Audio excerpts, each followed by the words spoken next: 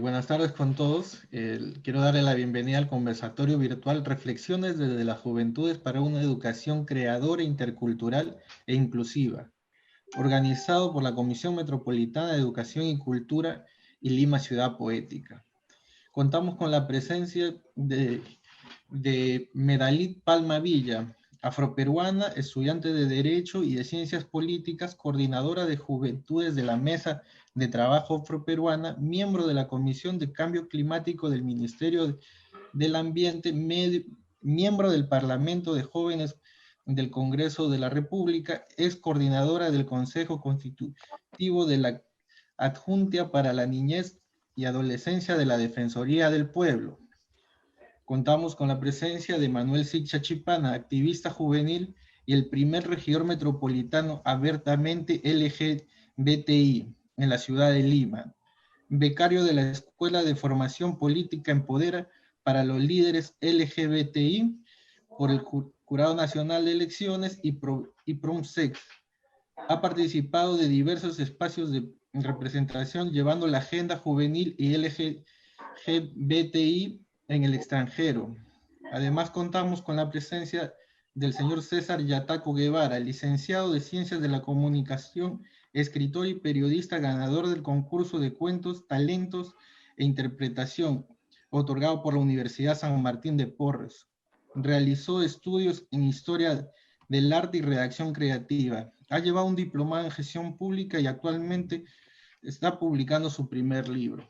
A continuación, le doy pase al regidor Florentino Díaz, presidente de la Comisión de Educación y Cultura, para sus palabras de bienvenida.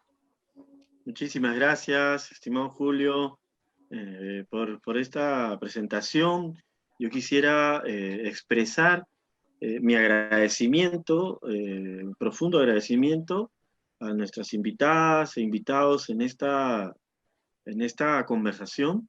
Expresar mi agradecimiento a Medalín Palma Villa por la generosidad de participar aquí, de encontrarse aquí con nosotros.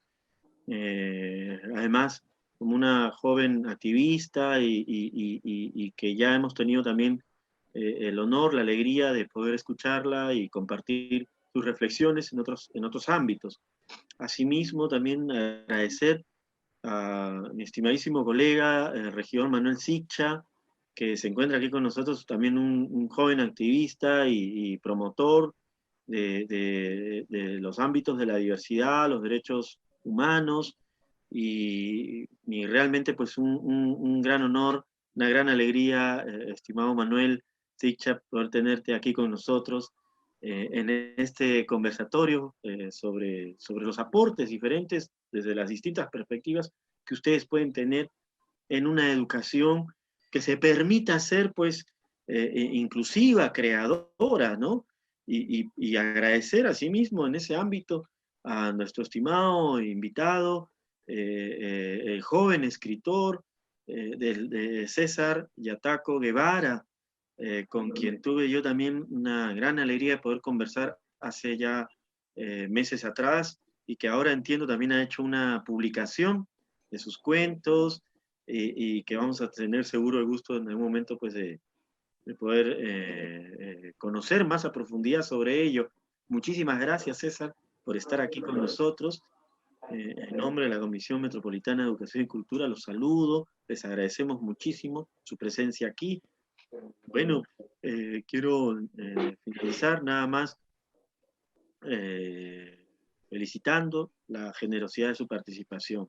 Entonces, a continuación, nos encontraremos con Guadalupe Saavedra Vargas, quien es miembro del equipo de la Comisión Metropolitana de Educación y Cultura y que va a moderar este conversatorio. Muchísimas gracias. Gracias, regidor Florentino, presidente de la Comisión de Educación y Cultura. Gracias a todos los miembros de este panel. Me siento muy honrada de ser la que va a moderar este conversatorio llamado Reflexiones desde las Juventudes para una educación creadora, intercultural e inclusiva. Les voy a comentar en qué consiste más o menos el formato del conversatorio virtual. Va a consistir en 4 momentos. 3 de los primeros momentos son preguntas que se les va a hacer dirigidas a los 3 miembros del panel, y finalmente el cuarto momento son las conclusiones y apreciaciones finales a las que llegamos después de sus respuestas y compartir en este evento. Entonces, vamos a empezar. Buenas noches a todos los que nos sintonizan en este momento y también a los que nos van a ver después, porque esta grabación se va a subir a nuestro canal de YouTube de Ciudad Poética. Empezamos con este primer momento con la siguiente pregunta. ¿Cuál es su perspectiva desde la educación en Lima Metropolitana? Desde sus perspectivas, desde sus experiencias, desde su compartir con la comunidad, desde la formación que han tenido, ¿no? Entonces, desde su propio entorno. Tienen 5 minutos cada panelista y vamos a empezar con el regidor Manuel Sixto.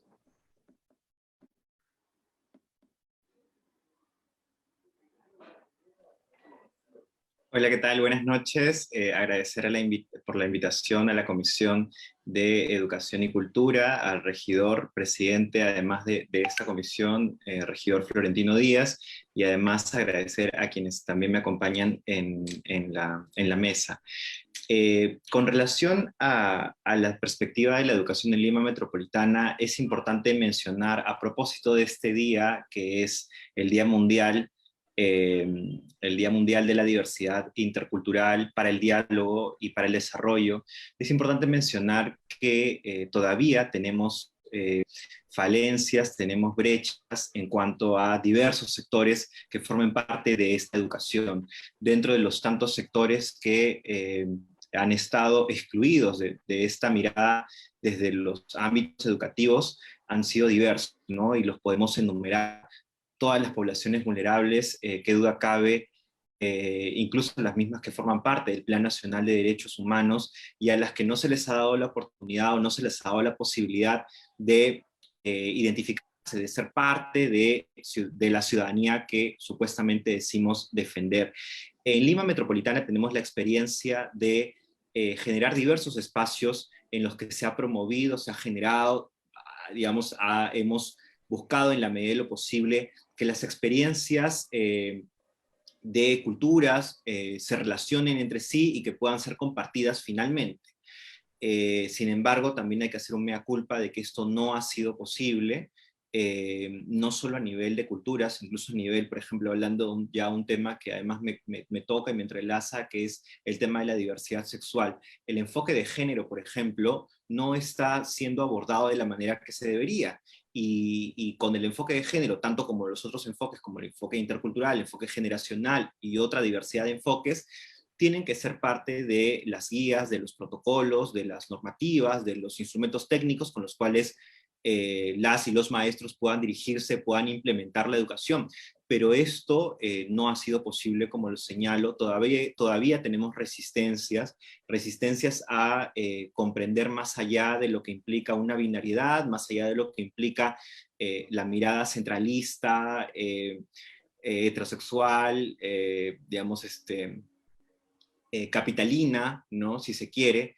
Y creo que todos estos sesgos todavía que lamentablemente todavía seguimos arrastrando, tienen que ver con que no sea posible una educación inclusiva para todas y para todos. Claro, hacemos pequeños esfuerzos, ¿no? Como comentaba, en el caso de Lima Metropolitana hemos logrado algunos espacios, hemos logrado llegar hacia algún tipo de diversidad, niñas y niños, adolescencias, juventudes, por ejemplo, pero dentro de estas poblaciones, las que acabo de mencionar y otras, no hemos podido ver más allá de su propio bloque o de su propio grupo etario poblacional, ¿no? Sería riquísimo que podamos ver, por ejemplo, una juventud más allá de solo el tema generacional, más allá del tema de la edad, sino también ver una juventud afroperuana, chánica, no sé, Shipibo-Coniva, una juventud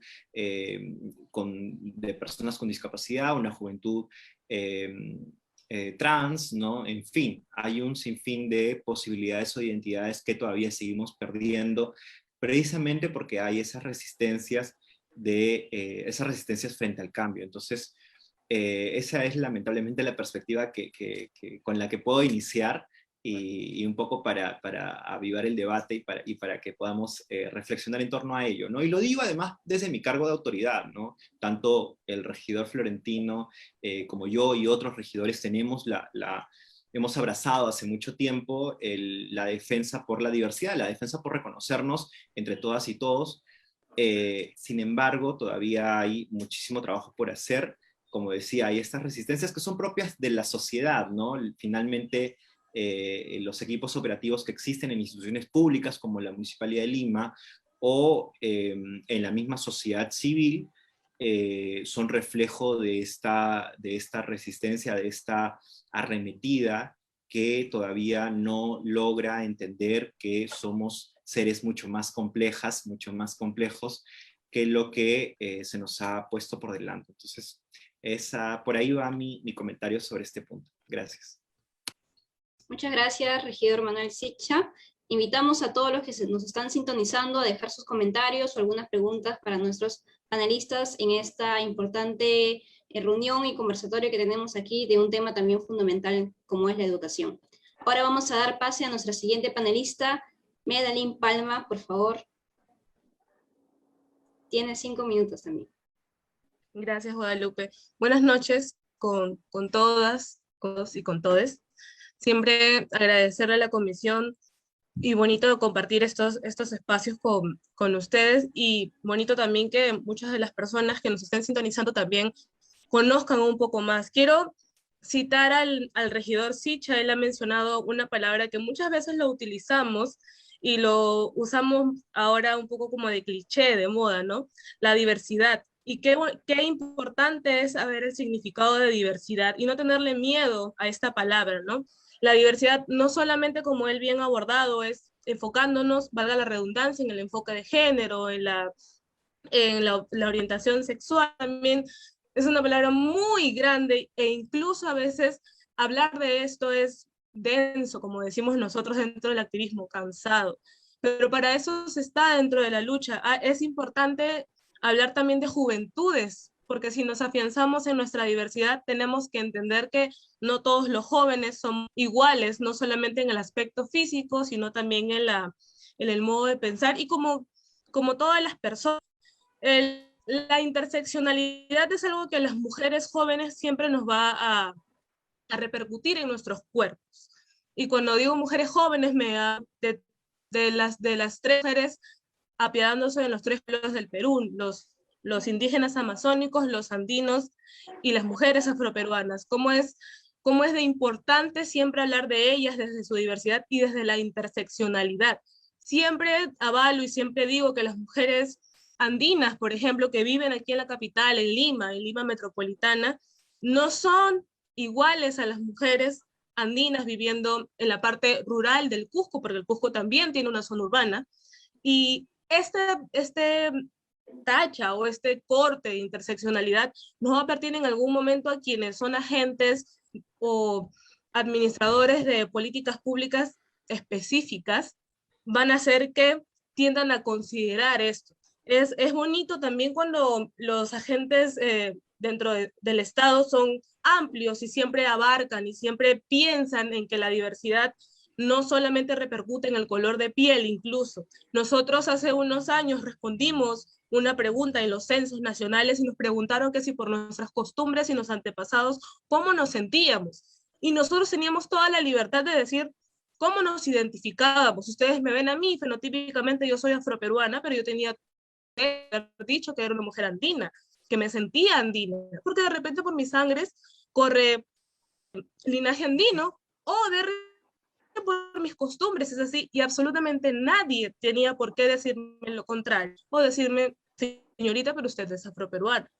Entonces, eso también es diversidad. Cuando hablamos de la diversidad y nos afianzamos en la interculturalidad, que es otro tema bien denso, bien cansado, y a veces tenemos miedo de abordarlo porque decimos, y nos quedamos cortos, y pensamos solamente en de que la interculturalidad se basa en hablar de un pueblo en específico, en el pueblo que históricamente siempre se ha hablado en el Perú, que no está mal, pero siempre es considerable hablar de los pueblos originarios andinos, amazónicos y el pueblo afroperuano también, que tiene parte de la historia y el ejercimiento dentro del desarrollo del país. El 28 de julio nosotros nos cuestionamos mucho y decimos, vamos a celebrar el bicentenario del país.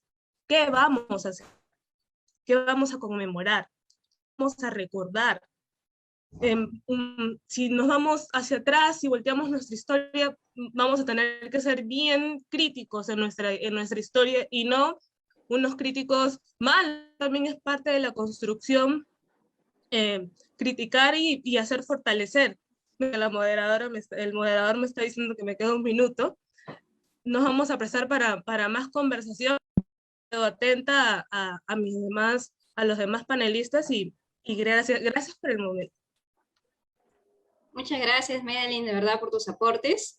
Vamos a seguir con nuestro siguiente panelista, César Yataco, por favor. ¿Qué tal? Buenas noches, ¿se me escucha bien? Sí, sí, ¿Qué tal? Buenas noches a todos los que nos están mirando en este momento. Saludarte, Guadalupe, muchas gracias también a Florentino por la invitación y también a Manuel y a Medaline por ser nuestros estimados acompañantes el día de hoy. Verán, yo voy a hablar desde la perspectiva del arte. El arte es tan antiguo como el ser humano. Les comento que en las antiguas cavernas donde habitaban los primeros hombres, dibujaban la representación de la realidad de sus cavernas. Eran unas pinturas hermosas y se representaba la realidad desde el Paleolítico. Miren qué tan antiguo es el arte que nos acompaña y que siempre está presente en todos los aspectos de nuestra vida.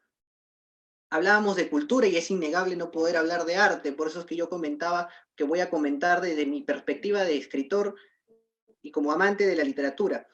Verán, en los años en los que yo vine estudiando, en el colegio, por ejemplo, uno se percataba y decía, bueno, nos daban de leer 1 o 2 libros al año, y eso, ¿ah? Y de literatura muy light, por así decirlo, ¿no? Al final no convocaban a los alumnos, a los pequeños, a los chicos a ese amor por la lectura, a ese amor por el arte, por la creatividad, por la imaginación.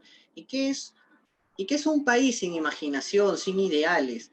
Verán, hace un tiempo atrás leía un artículo muy interesante sobre los 200 libros, si no me equivoco, no, los 100 libros que todo peruano culto, ¿no? Bueno, podemos discrepar de la palabra, pero así era el título, debía leer.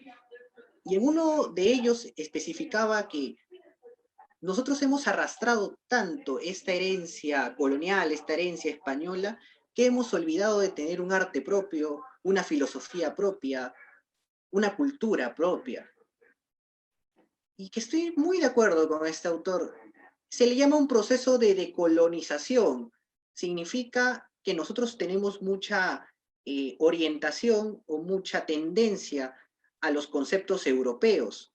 Por ejemplo, el feminismo, ¿no? El feminismo es una corriente que se arrastra desde la Revolución Francesa, aquella mujer que fue decapitada, que fue asesinada por querer poner unos derechos de la mujer que en verdad nadie lo había tomado en cuenta en ese momento, los conceptos de izquierda y derecha. Uno mediante el arte, por ejemplo, en las novelas de Walter Scott, que dan el inicio de la novela histórica, puede ver reflejado los matices de la revolución. Por ejemplo, Flaubert, el escritor francés, cuando escribe Educación Sentimental, podemos apreciar ciertas tendencias al socialismo que estaban haciendo con Saint-Simon, que también sirvió de inspiración a Marx, por ejemplo. Pero vemos cómo el arte es tan importante desde la literatura o desde la pintura o desde la música, que ha permitido que nosotros pongamos en representación esta realidad, ¿no? que tanto queremos cambiar, que tanto queremos modificar. Yo he escrito un libro hace poco, y lo acabo de publicar, son 12 cuentos, que espero en algún momento puedan tener mayor acogida. Pero en estos cuentos intento relatar también esta psicología, esta moralidad de las personas, esta obsesión por la felicidad, esta obsesión por el sufrimiento. Me gustan mucho los conceptos muy antagónicos. Me encanta la felicidad, el sufrimiento, la vida y la muerte. Yo creo que la creatividad está ahí, en saber vivir y en saber aceptar la muerte también. Entonces, yo hablo de mi perspectiva, como les comentaba, de escritor. No he hablado, ya le prometí a Guadalupe no hablar como político. Entonces, yo en verdad quería comentarles esto, ¿no? Lo que significa el arte para un hombre que ha pasado 10 años de su vida escribiendo 1000 historias y muchas de ellas tratando de representar al Perú.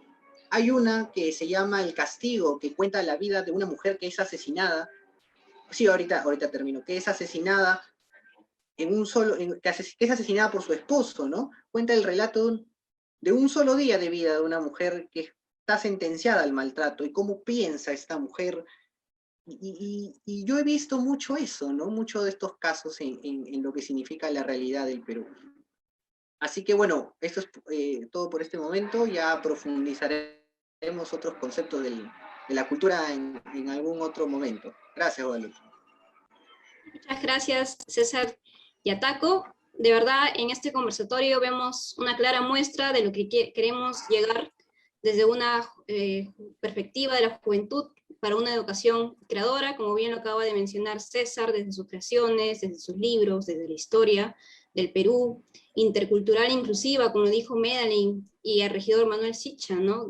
De que las juventudes también pueden incluir acciones a favor de la educación más inclusiva, con temas de LGBTI, o también de jóvenes afroperuanos, afrodescendientes. Entonces, está claro que en este conversatorio vamos a sacar unas bonitas conclusiones y reflexiones sobre este tema importante.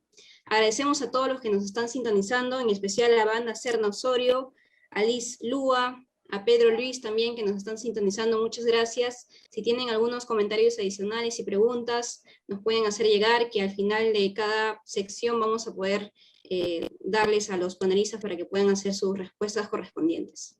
Ahora vamos a empezar con la siguiente sección.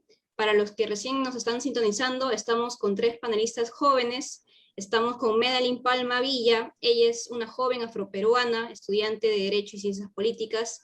Es miembro de la Comisión del Cambio Climático del Ministerio del Ambiente y también es una coordinadora de juventudes de la Mesa de Trabajo Afroperuana también. Estamos con el regidor Manuel Siccha Yipana. Él es un activista juvenil, es el primer regidor metropolitano abiertamente LGBTI y también ha participado en ese tipo de espacios para promover esta agenda, ¿no? Y estamos también con César Yataco. Él es un joven licenciado en Ciencias de la Comunicación, escritor y periodista.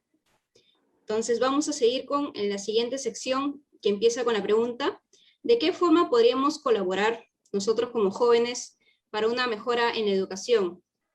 Empezamos con el regidor Manuel Siccha. Tiene 5 minutos para responder, por favor. Gracias, Guadalupe. Yo sí quería recuperar un poco en esta estación lo que ya me ha mencionado tanto Medellín como César, ¿no? Me parece importantísimo lo mencionado por Medellín cuando habla acerca de la interseccionalidad. No es gratuito, además de César, hablar de la herencia colonial, ¿no? de cómo íbamos arrastrando y de cómo este proceso de colonización al que debemos de sumarnos, al que estamos llamadas, además las juventudes, es importante para seguir construyendo, digamos, la sociedad que queremos, y no ya viéndolo más allá del tema del bicentenario, que como bien apuntaba Medellín, finalmente es un tema simbólico, pero más nada, ¿no? Yo me sumo a eso. Yo creo que podemos contribuir de diversas maneras. Creo que es importante, en principio, que las juventudes atiendan a estas cosas que ya se han mencionado, ¿no? Tanto en mi persona cuando hablo sobre las resistencias que se tienen, en el caso de Medellín cuando habla de la interseccionalidad, en el caso de César cuando habla de cómo venimos arrastrando todavía sesgos, taras culturales y en fin, una serie de cosas.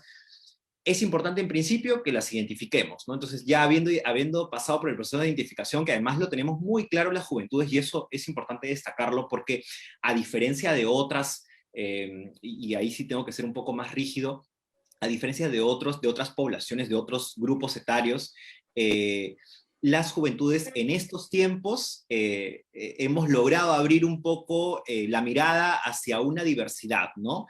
Se dice, por ejemplo, en el caso del tema LGBT, les comento, se dice que las personas mayores de 40 años comprenden muy poco o les cuesta muchísimo trabajo comprender la diversidad sexual y de género, ¿no? Las personas mayores de 40 años, a diferencia de las personas menores de 35 años o de 30 años, a las que el tema de diversidad sexual y de género, pues, los ven como cualquier persona con sus virtudes y defectos, ¿no? Entonces, ese dato es importantísimo porque finalmente estos temas, ¿no? Como los que vuelvo a mencionar, de interseccionalidad, de colonialidad, el asistir a que hay toda una arremetida antiderechos que todavía está presente ahí, que todavía se resiste férreamente a mirarnos más allá, a mirarnos como seres humanos complejos, que finalmente eso es lo que somos, ¿no? La naturaleza humana es tan compleja. Creo que después de haber hecho este proceso de identificación, es importante seguir contribuyendo a desarrollar esas miradas, ¿no? Entonces, ya lo ha desarrollado, ya lo sigue desarrollando, por ejemplo, el movimiento feminista que ha sido citado en este espacio, desde la interseccionalidad. Para comentarles algo, por ejemplo, en el caso de una de las candidaturas que ha sido hace poco candidata al Congreso, que es por Gaela Cari, ¿no? Gaela Cari, que además es una compañera feminista, pero Gaela Cari tenía una particularidad, digamos, dentro de todas las candidaturas que se presentaba, y es que ella se enunciaba como una compañera trans, ¿no? Afroperuana, andina, amazónica, y digamos, una serie de identidades que podían llamar un poco a dejarte sin piso, probablemente, te podía llamar un poco a reírte, ¿no? A burlarte tal vez, porque no comprendías a qué iba el tema, ¿no? Sin embargo, lo que demostraba finalmente Gaela, y lo que también comprendían una serie de jóvenes, ¿no? Porque finalmente las otras juventudes decían, bueno, Gaela se puede identificar como ella desee, ¿no? Finalmente, si está levantando la bandera, por ejemplo, de lo afroserrana, es porque ella ha hecho todo un proceso de autoidentificación étnica que la ha llevado a ella a decidir bueno, a comprender o a levantar o a identificarse como tal, ¿no? Entonces, creo que ese proceso no es gratuito. Yo siempre destaco porque finalmente son procesos que los están abriendo las juventudes, y eso está buenazo porque estamos viendo a las personas más allá de lo que aparentemente nuestras miradas muy estrechas, muy colonialistas, como lo señalaba César, nos han posicionado, ¿no? Hay un mensaje que siempre lo comparto que dice, y que tiene que ver un poco con estas resistencias que mencionaba, ¿no? Olvídate que soy mujer, pero recuerda que soy mujer, ¿no? Que es un adagio, una máxima que lleva un poco a la comprensión de olvídate que soy mujer, o sea, olvídate que soy, digamos, mírame como cualquier otra persona, porque finalmente así tienes que verme, soy un ser humano como cualquier otro, con mis virtudes y defectos, como digo, pero recuerda que soy mujer, o sea, pero recuerda que también por el hecho de ser mujer, de esta identidad, tengo una situación de discriminación, exclusión, desigualdad social, evidente, ¿no? Entonces tienes que también entender eso, ¿no? Entonces creo que hay que seguir en esos esfuerzos en diversos espacios. Nosotros, Florentino, en la comisión en su conjunto y el alcalde y otras personas, tenemos todavía esa mirada de seguir trabajando y contribuyendo desde nuestros espacios, pero creo que las juventudes tenemos que seguir en esa línea y seguir sumándonos a diversas acciones como las que venimos desarrollando, como las que se han hecho, como las que se van próximamente a plantear por las otras generaciones que ya nos vienen, ¿no? Que son unas generaciones venideras que tienen una mirada mucho más amplia, mucho más inclusiva, además porque la globalización les ha permitido eso, ¿no? A diferencia de, digamos, momentos, circunstancias en nuestro país en las que no hemos tenido el acceso a salir más allá, ¿no? Me quedo con eso. Muchas gracias, regidor Manuel Siccha.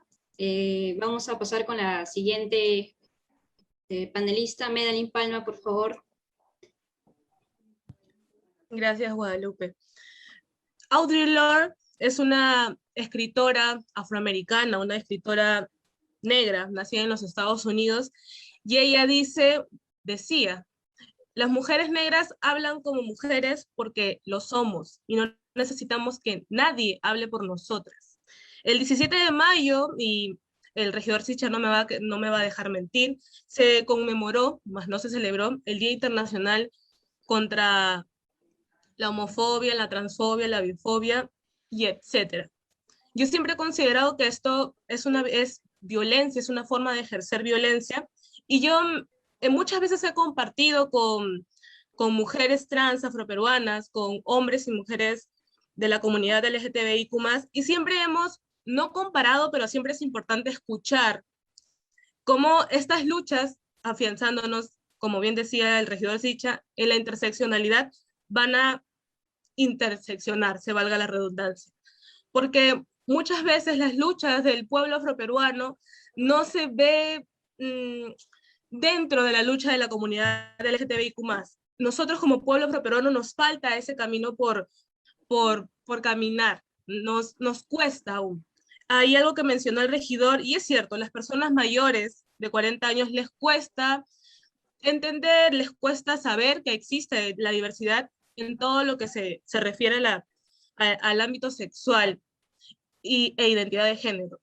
Hay algo que me resonaba mucho, y cuando hablamos de jóvenes y de juventudes, me remuelca mucho a todo lo que sucedimos el año pasado y todo el desorden, pero a la vez dijimos, aquí están, ¿no? De una u otra forma, hubieron muchos que salieron y hubimos otros que no.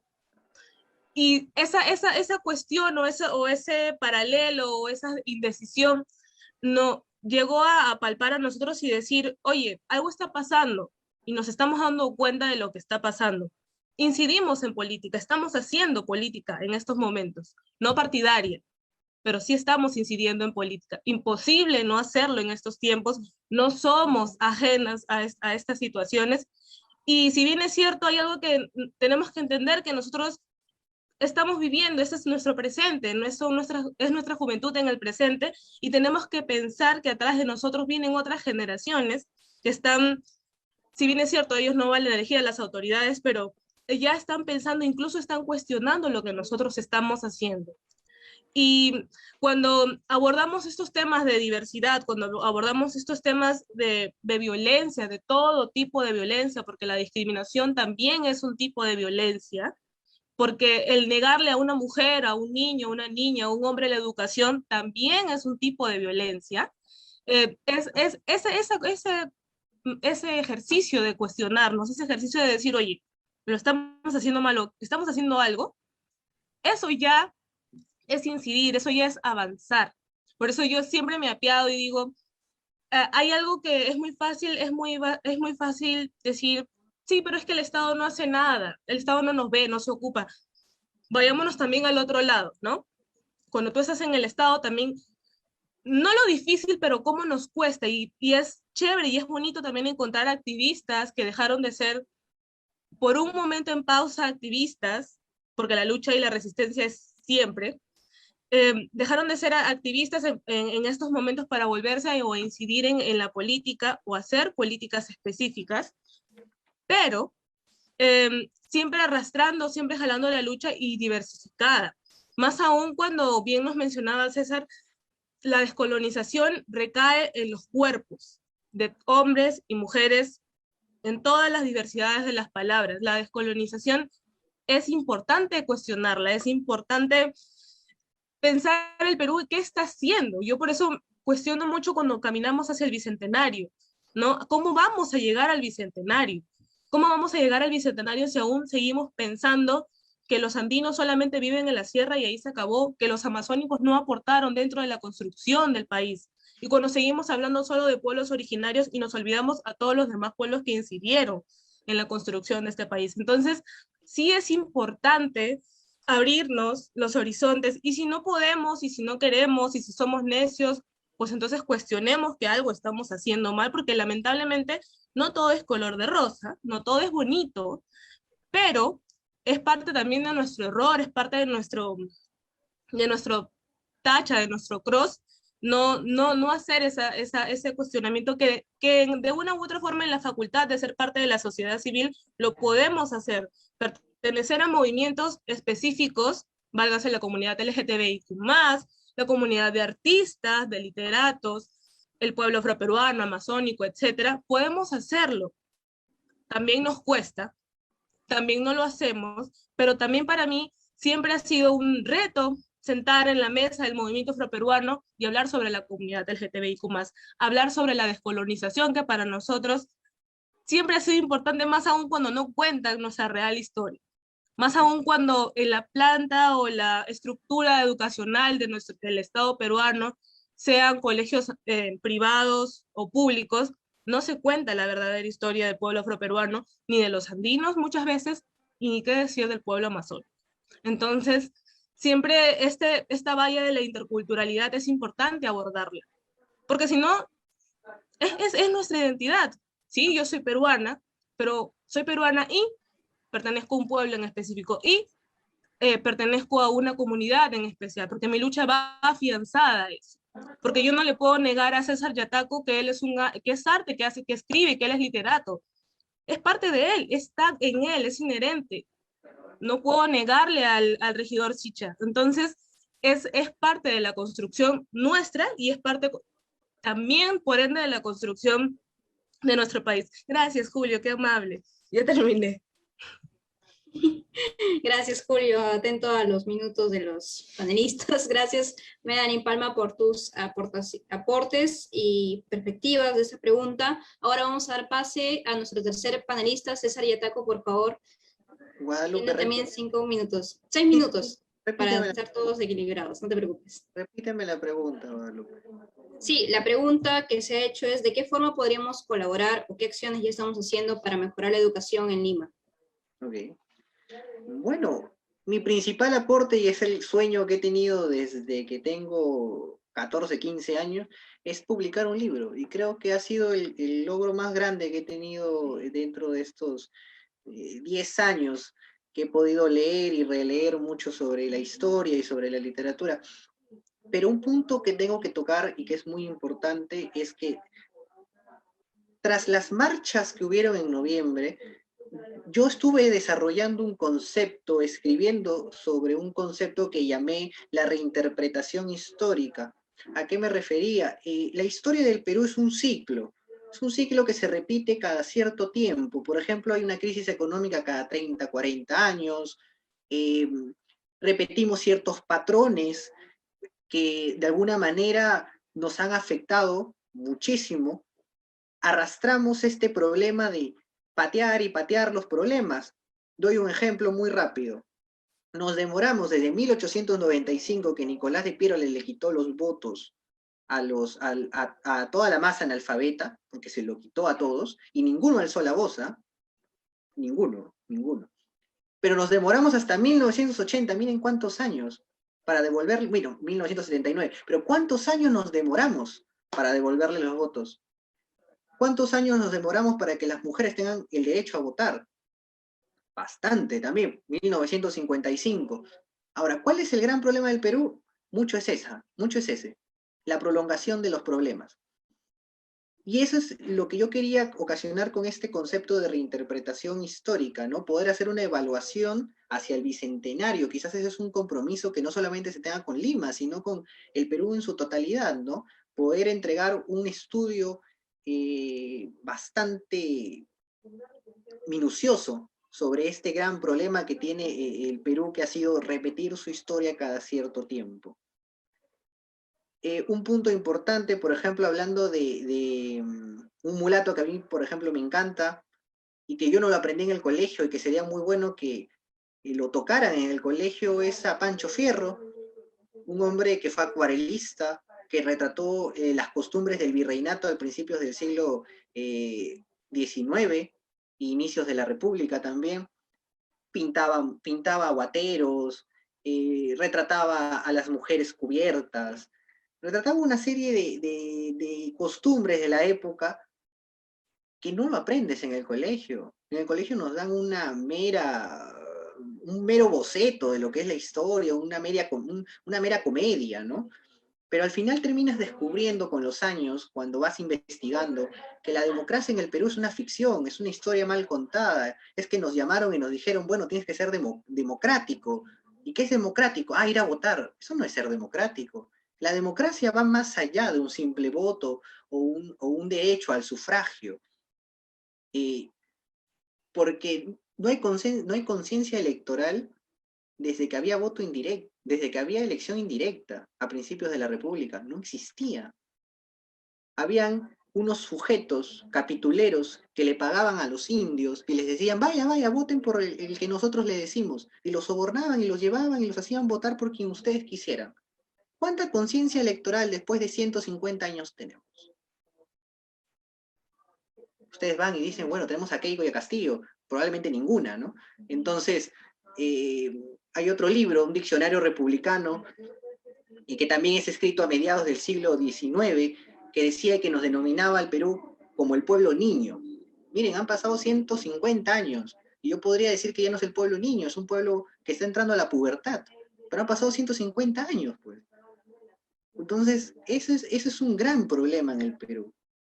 Aún no hay conciencia de lo que es política, aún no hay conciencia de lo que es arte, aún no hay conciencia de lo que es lo que los chicos mencionaban, ¿no? La interculturalidad, la intersección, el derecho y el respeto. Mire, yo les digo algo, uno puede ser feminista, uno puede ser capitalista, uno puede ser hasta comunista, pero teniendo una base, pues, teniendo una base, teniendo un argumento sólido de por qué yo defiendo tal idea o de por qué yo defiendo tal concepto. Yo no puedo ir a la deriva diciendo yo defiendo a tal persona porque otro me dijo que tenía que defenderlo. No es así. Uno tiene que obviamente investigar, uno tiene que obviamente relacionarse con eso, y la manera en la que uno puede contribuir es primero diciéndoles, oiga, miren, esto es así, esto se transforma de esta manera. Hablan de inclusión. ¿Por qué no también hablamos de que tenemos que incluir una gran masa de chicos del colegio que no leen ni un libro? Esa es mi mayor decepción de los colegios. No leen nada. No leen nada. Entonces, ¿cuánto estamos evolucionando? ¿Por qué no los incluimos también a ellos? Que también los padres de familia se preocupen por esto, ¿no? Esa es la contribución que yo siempre les voy a dar. Lean, viajen, investiguen y luego saquen sus conclusiones. Porque uno puede defender lo que quiera defender siempre y cuando tenga los conceptos muy claros. Ahí acabó. Muchas gracias, César, por los aportes y gracias en realidad a los tres panelistas por responder esa pregunta. Y antes de pasar a la tercera sección, quiero lanzar esa pregunta que nos escriben en nuestro Facebook para, bueno, los tres panelistas. Es una pregunta abierta en realidad, no es dirigida. Es de Liz Lua, quien pregunta, ¿el lenguaje inclusivo es una estrategia de integración? ¿Cómo contribuye? ¿No? Entonces dejo abierto aquí el audio para cualquiera de los tres que quiera responder primero a esa pregunta, ¿no?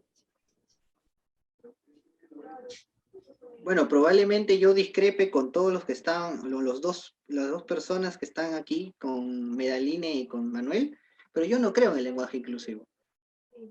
Yo soy escritor, yo no puedo atacar al lenguaje, no puedo, se me hace muy difícil, me cuesta mucho.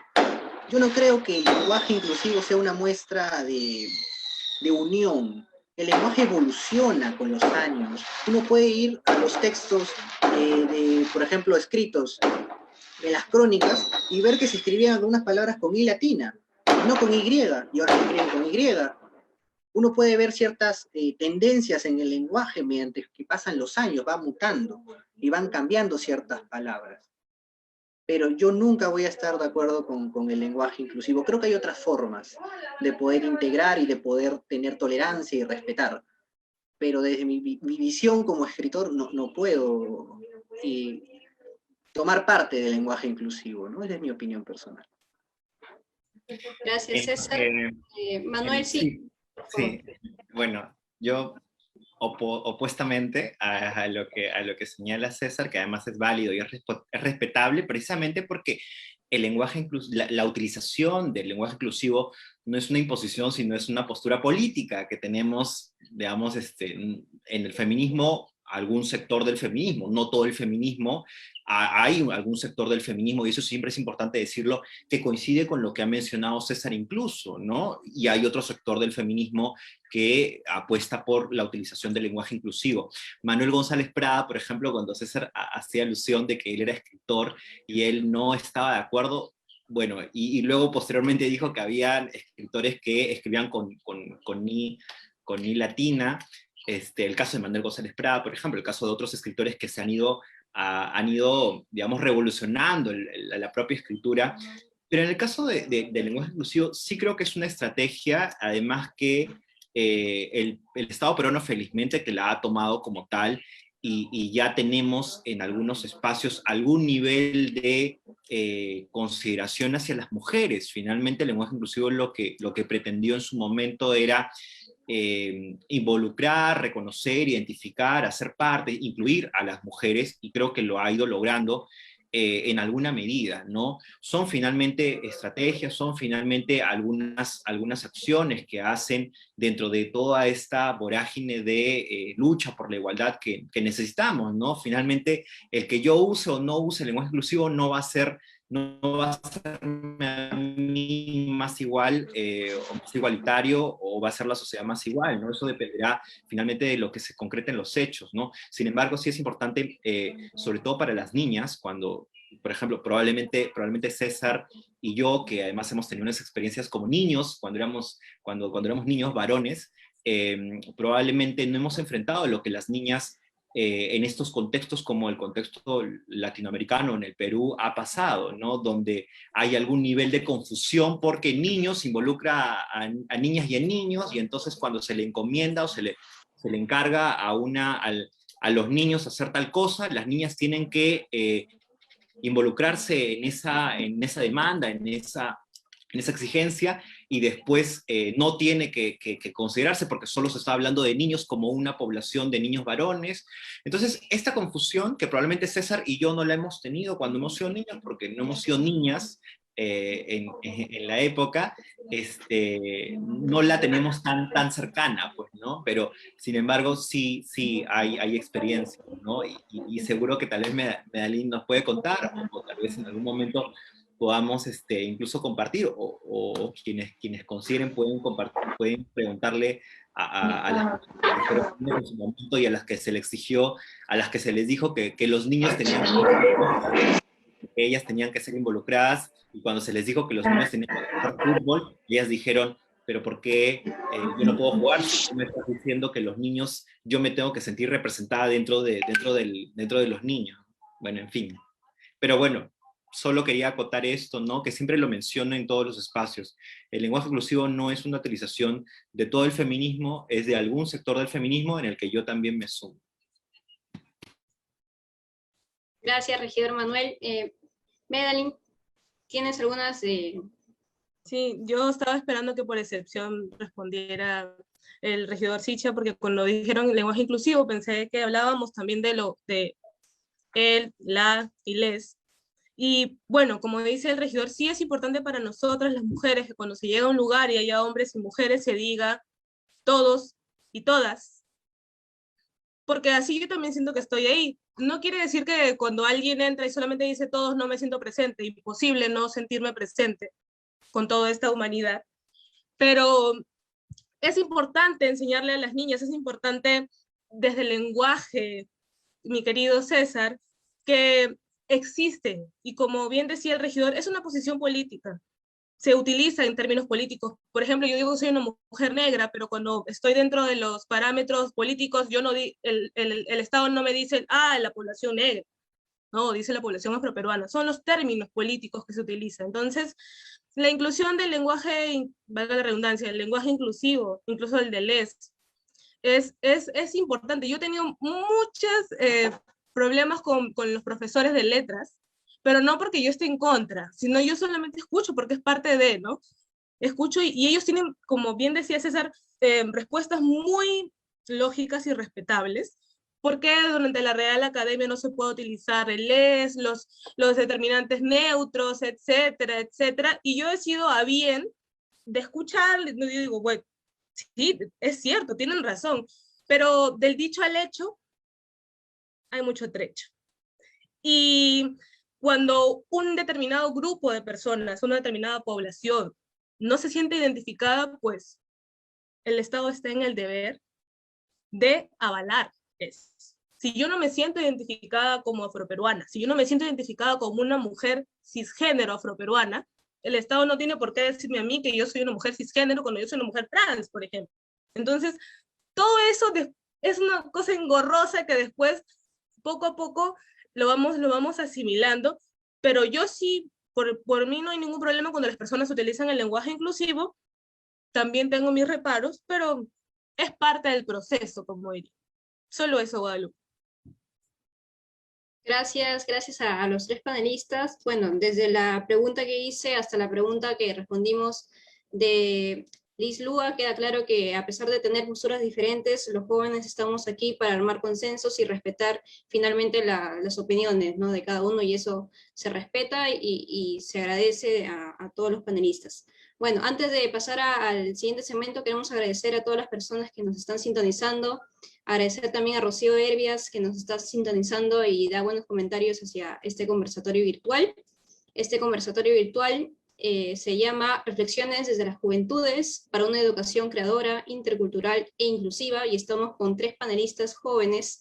Estamos con Medalín Palma, ella es una joven afroperuana, quien además es estudiante de la carrera de Derecho y Ciencias Políticas y coordinadora de Juventudes de la Mesa de Trabajo Afroperuana. También contamos con la presencia del regidor metropolitano de Lima, activista juvenil, también considerado el primer regidor abiertamente LGBTI, y precisamente ha participado en diversos espacios como representante y ha llevado esta agenda juvenil. También nos encontramos con el joven César Yetaco Guevara, él es licenciado en Ciencias de la Comunicación, quien además es periodista y escritor. Vamos a pasar ahora a la tercera sección con la pregunta, ¿no? ¿Qué esperas de tu ciudad en el aspecto de la educación para sentir que es una educación verdaderamente creadora, intercultural e inclusiva? Damos paso al regidor Manuel Siccha, tiene 5 minutos para responder.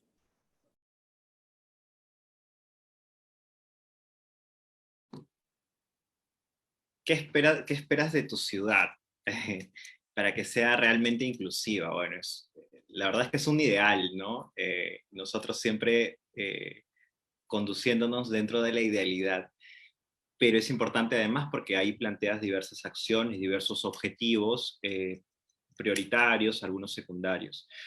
Yo quiero rescatar lo que señalaba César cuando decía, cuando hablaba sobre por qué no incluíamos a algunas personas, o bueno, a una gran mayoría en realidad, y coincido plenamente con lo que dice César, con una gran mayoría que no tiene el hábito de leer o no les hemos podido brindar desde la educación metodología o herramientas que hagan, digamos, que posibiliten la lectura, el conocimiento, la formación de conciencia crítica, ¿no? Tanto a niñas y niños, ¿no? Y adolescencias y en general a quienes hemos asistido a algún centro de estudios o quienes no han asistido sobre todo. Yo creo que frente a eso hay que preguntarnos, y lo quiero enlazar con lo que mencionaba Medalín en la primera intervención, ¿qué rostro tiene esa niña o ese niño, ¿no? ¿Quién es esa niña o ese niño a la que el Estado peruano no ha podido llegar? No ha podido llegar con una educación, digamos, regular, básica regular, con una educación en condiciones mínimas, en condiciones aceptables, en condiciones de promedio, como las que haya tenido César, Medalín, tal vez yo, ¿no? O sea, ¿quién es ese sujeto o esa sujeta, ¿no? Y entonces, se hace un ejercicio constantemente, ¿no? ¿Qué rostro tiene la pobreza, por ejemplo, ¿no? Cuando uno ve el caso del barómetro latinoamericano, se asusta porque finalmente la pobreza tiene rostro de mujer, ¿no? Y tiene un rostro de mujer, una mujer rural, ¿no? Entonces, eso es importante de reconocerlo nuevamente, hablando por el tema de identificar para que puedas, digamos, avanzar, porque se saben por cifras, ¿no? Quiénes son las personas que han logrado algún nivel de educación, o a las que, vuelvo a decir, a las que el Estado les ha podido ofertar algún nivel de educación. Y entonces tienes, por ejemplo, que la tasa de analfabetismo, ¿no? La superan las mujeres, ¿no? O sea, la superan las niñas, ¿no? En comparación a los niños. Y ahí te vas ya dando cuenta de que las políticas públicas que tú tienes que generar van a tener que tener un enfoque de reconocer, de atender que hay una desigualdad que está latente, ¿no? ¿Y por qué es importante? Porque finalmente lo que tú quieres es incluir, y claro, coincido plenamente en que hay que incluir a todas y a todos, pero reconocer que dentro de ese todas y todos hay aún un grupo poblacional, como lo puede ser el caso de las niñas, a las que tienen mayor nivel de analfabetismo en el Perú todavía, ¿no? Y en el caso de las niñas que todavía tienen una línea, que están bajo la línea de pobreza extrema, ¿no? De 25%, me parece, de acuerdo a las cifras del año pasado, plantear las políticas públicas, ¿no? Entonces, yo creo que es importante ir en el camino de identificar estas tesis que constantemente se han planteado desde lo que nos dan los números, ¿no? Finalmente las cifras son las que hablan, decimos quienes hacemos incidencia política, ¿no? Yo puedo estar aquí diciendo cualquier otra cosa, pero finalmente vayamos a lo que nos dice el Instituto Nacional de Estadísticas e Informática, vayamos a lo que nos dicen las encuestas, los sondeos, digamos, diversas encuestadoras que han podido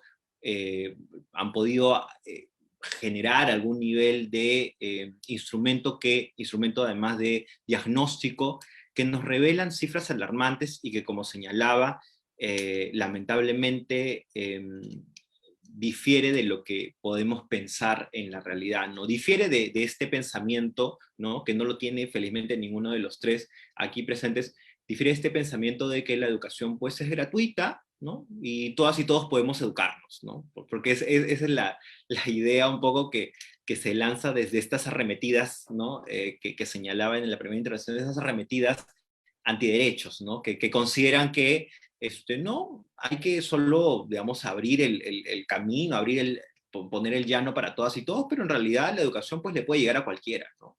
Tú te das cuenta que la educación no le llega a cualquiera, o sea, hay zonas en las que la educación lamentablemente todavía sigue siendo un privilegio, ¿no? Y lo sigue siendo un privilegio probablemente en algunas zonas rurales andinas para varones, ¿no? Más que para las mujeres, ¿no?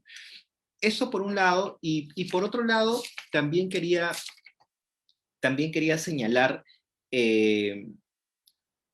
esto de la ciudad en la que estamos, ¿no? Yo esperaría que en la ciudad en la que estamos, que es Lima Metropolitana, tuviéramos algún nivel de cercanía con otras realidades, ¿no? Con otras realidades, como bien se señala en el espacio y a modo de diálogo, otras experiencias de compartir nuestras culturas, de compartir nuestras vivencias, de compartir nuestras experiencias, porque eso finalmente es lo que enriquece a una sociedad, ¿no? Y eso es finalmente lo que nos hace reconocernos que somos diversos, que somos complejos, que somos un sinfín de posibilidades, pero que el respeto es lo que debe guiarnos, ¿no? Y ahí sí yo plenamente coincido con César, y estoy seguro que también con quienes nos ven, más allá de estas estrategias que se pueden plantear en algún momento como el lenguaje inclusivo, más allá de las estrategias que se pueden plantear como, por ejemplo, algunas ofertas educativas en torno a la lectura para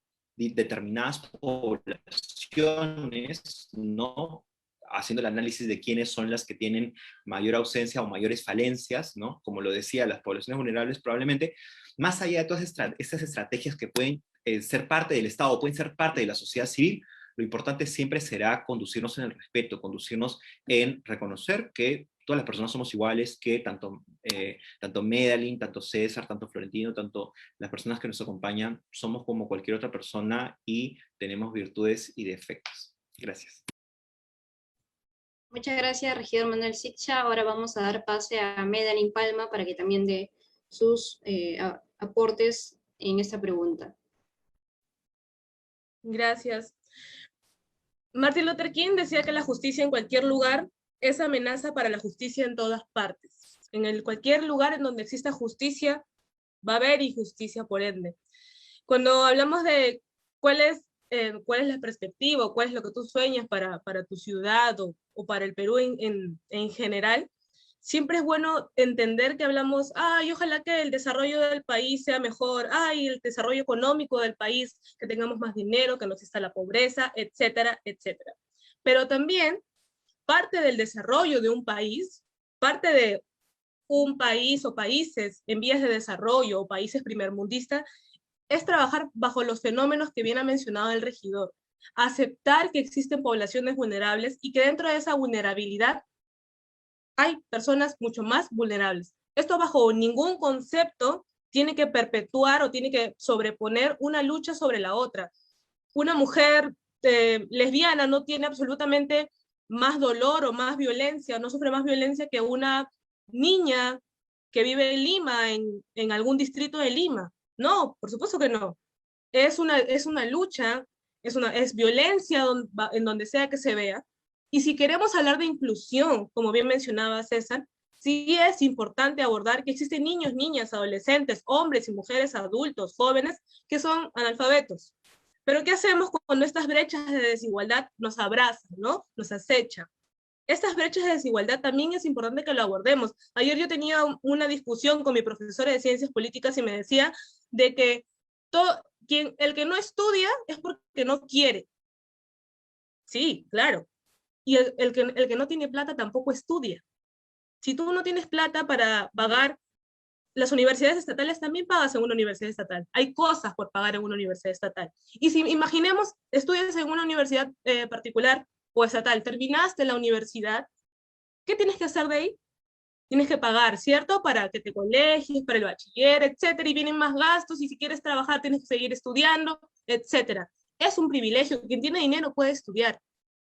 No es justo, si es justo, qué sé yo, pero es un privilegio. Aquí no es como en algunos otros países que, bueno, sí, pues la educación es un derecho y por ende a mí el Estado me tiene que pagar la educación, me tiene que dar la educación. En los Estados Unidos, en algunos estados, no es tan burócrata, no es que tú terminas la universidad y tienes que pagar para sacar el bachiller, tienes que pagar, no, tú saliste de la universidad y ya eres tu profesión y se acabó.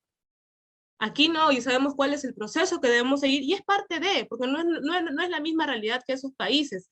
Entonces, cuando hablamos de desarrollo, también es importante hablar de eso. Y cuando hablamos de las brechas de desigualdad, nos persiguen también los enfoques interseccionales y todos los cuestionamientos, y vamos a la vulnerabilidad. Cabe resaltar que las oportunidades, algunas veces uno mismo las genera, y cabe resaltar también que quien no busca las oportunidades, pues no las encuentras si no puedes, pero no es justo. Yo quisiera que Lima, no solamente como capital, sino como región, porque Lima tiene todas sus provincias y a veces decimos, ay, Lima, y nos cerramos solamente en el casco urbano o en los distritos que tiene Lima metropolitana. Lima es grande. Y si Lima es grande, imaginemos las otras regiones del país y el Perú. Y grande no solamente en términos territoriales, sino grande en culturas, grande en identidad, grande en desarrollo, grande en específico, tantas cosas que tiene. Cuando hablamos de interculturalidad, cuando hablamos de inclusión, cuando hablamos de innovación, es importante siempre considerar que no para todos va a ser la misma escala, no para todos va a ser igual, no es fácil decir, ay, hemos abierto un colegio, ojalá que los chicos vengan a estudiar, pero te has cuestionado y te has preguntado, y como se le dice quienes trabajan en campo, se les dice, has hecho tu trabajo de campo, has sondeado, has visto la zona y sabes cuántos niños existen en este lugar para que vayan al colegio, cuántos niños pueden ir al colegio. La pandemia nos desnudó a todos. La pandemia nos arrebasó a todos y nos dijo la verdad que ya sabíamos todos cómo estábamos funcionando como país, pero nos desnudó y nos mostró la cara, no solamente de una mujer, como mencionaba el regidor, nos mencionó una cara de una joven, de un anciano, que muchas veces nos quedamos callados y no hablamos de ellos y de ellas. Entonces, es importante aceptar que necesitamos políticas públicas específicas, pero siempre considerar que existen brechas de desigualdad. Entonces, para eso necesitamos también enfocarnos que nuestra inclusión no solamente es incluir a quienes por una superficie vemos si es un pueblo vulnerable, una población vulnerable, sino que, repito, dentro de esa vulnerabilidad existen más vulnerabilidad y por ende existe más violencia y siempre es difícil acceder a los servicios, a la educación, a la salud, etcétera, etcétera, etcétera. Entonces, esa es la consideración, ese es el sueño, como decía Martin Luther King, pero soñar no cuesta nada. Nadie nos cobra por soñar, pero no debería ya ser un sueño, sino debería ser algo más palpable, algo que podamos decir, oye, lo vamos a hacer, lo tenemos que hacer, lo estamos haciendo ya. Eso es, abre los ojos, ¿no? Una cosa así. Entonces, esa es la importancia y esa es mi apreciación, ¿no? ¿Cuál es las miras, lo que tenemos como ciudadanos del Perú antes de todo? Muchas gracias, Madeline Palma. Ahora vamos a dar pase a nuestro siguiente panelista, César Yataco, quien va a responder la pregunta: ¿qué esperas de tu ciudad en el aspecto de educación para sentir que es una educación creadora, intercultural e inclusiva?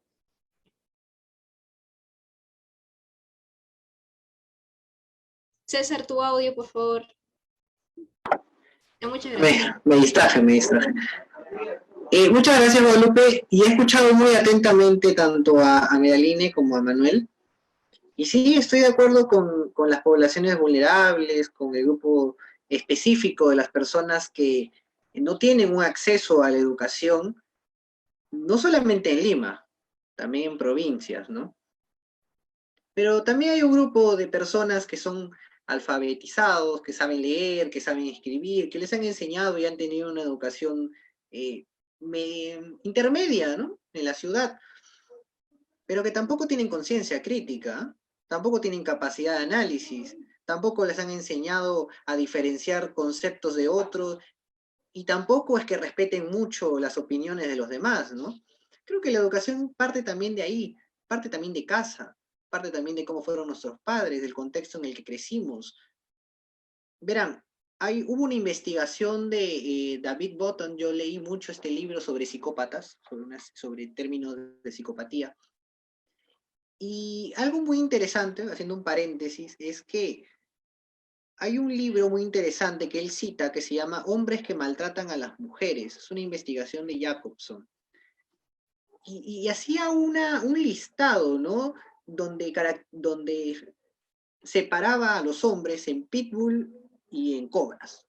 Y daba ciertos aspectos a uno y al otro sobre cómo es que actuaban de acuerdo a la violencia, ¿no? Unos se victimizaban, otros eran más efusivos, unos eran de alguna forma más dependientes que otros sí solían a la violencia física, otros no, pero también involucraba un desarrollo biológico.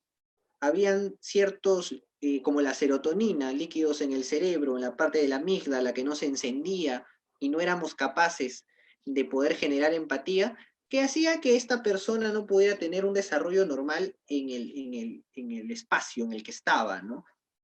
Ahora, eso no lo sabemos a ciencia cierta hasta que uno se pone a investigar, ¿no? En el colegio no nos enseñan eso. En el colegio no nos enseñan a cómo cuidar la salud mental.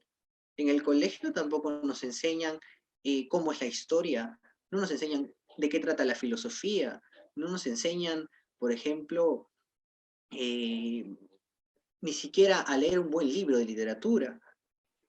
Entonces, ¿qué nos están enseñando necesariamente en el colegio? Yo no dudo, tanto Medaline como Manuel han relatado muy bien los grupos vulnerables que también obviamente necesitan atención y son grupos específicos a los que hay que atender y políticas públicas que aplicar. Pero también hay un tema aparte, ¿no? Que es de los que sí hemos ido al colegio y de los que sí hemos recibido una educación medianamente aceptable, pero que aún así seguimos cometiendo estos errores de simplemente adentrarnos en las redes sociales, creernos todo lo que hay ahí. Solamente nuestras citas son de Facebook y de Twitter y de Instagram. Nos creemos todo lo que nos vende la prensa, nos creemos todo lo que leemos en redes, nos creemos todo lo que nos dice una persona que estuvo en un partido o cosas así, ¿no? yo creo que la educación y lo que yo espero de la educación en general es esa capacidad crítica, ¿no? Esa capacidad de poder diferenciar entre lo que es aceptablemente bueno y lo que no. Eso es lo que yo espero de la ciudad, ¿no? Un respeto por los demás, una tolerancia y que también desde casa podamos involucrar a nuestros hijos, ¿no? A los que nos ven todos los días, ese hábito importante que es la lectura. Yo nunca lo voy a dejar de decir, creo que es algo fundamental en un país que no tiene conciencia electoral, que no tiene conciencia política, que no conoce de su historia, que eso es un problema real. No puede haber democracia, no existe democracia sin un sistema, no solo de partidos políticos, sino un grupo de gente, un grupo específico de personas que estén al tanto de lo que ocurre en su país y que se preocupen de ¿no? Eso es lo que yo esperaría no solamente de Lima, sino de la totalidad de las regiones. Como el Perú es un país tan diversificado, donde encontramos de todo, hay características en cada sitio, no me acuerdo cuántos diferentes formas de, creo que se le llama dialecto, existen, no tengo bien la cifra, pero creo que nos hemos encerrado mucho en Lima, ¿no? Creo que eso es muy cierto, creo que nos encerramos mucho en los problemas que hay acá. Lima siempre ha sido una ciudad muy europeizada, ha sido siempre una ciudad que ha querido competir con las grandes capitales europeas, en algún momento quisimos ser París, ¿no?